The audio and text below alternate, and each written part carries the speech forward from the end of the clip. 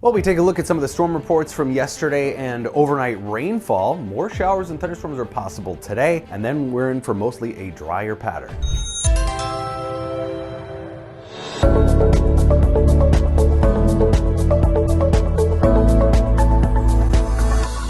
So a big shift in dew points, you noticed probably over the last 24 hours after our two most humid days of the year so far. Yesterday and Monday, dew points have dropped a good 15 degrees or so. A lot less water in the air, and you notice the difference. We did have some scattered severe thunderstorm reports yesterday, a couple of wind damage reports up in northwestern Minnesota, central and southeastern Minnesota, and one funnel reported between Albert Lea and Austin, but no tornado touch. And of course, more rainfall too, something we don't need as our river levels are rising, but pretty widespread rainfall. Very variable, however. Most metro amounts were between a few tenths of an inch to as much as 2 inches around Marine on St. Croix. So really depending upon how many of those downpours you got hit by. Upper level low, this is cool air moving in aloft, and clouds are spinning across Canada and some spokes of energy kind of rotating around that.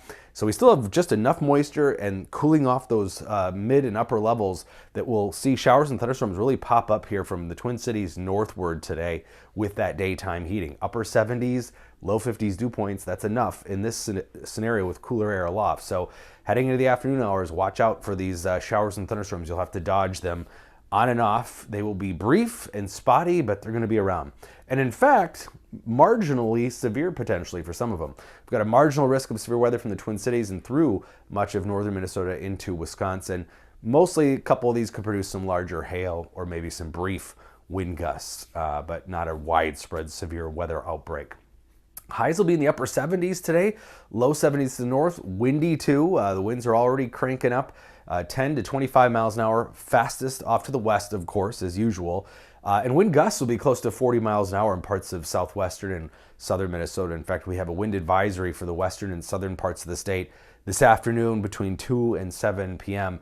because of those high winds here, especially across the Dakotas, but far western Minnesota and southern Minnesota too, that wind advisory in effect. And the wind is going to be with us probably the next couple of days as we're in for this cooler pattern, and with drier air and cooler air eventually moving in, that will settle down the atmosphere. It's still a little nauseous today, you could say. Down to the 50s tonight, 40s for northern Minnesota, comfortable sleeping weather. And those temperatures tomorrow are going to struggle to get to 70 in the Twin Cities, maybe just shy of it. 50s in northern Minnesota, that's where we'll see more clouds around. And as I mentioned, that upper level low is going to have sort of spokes of energy kind of rotating around it. The next one comes through Friday night.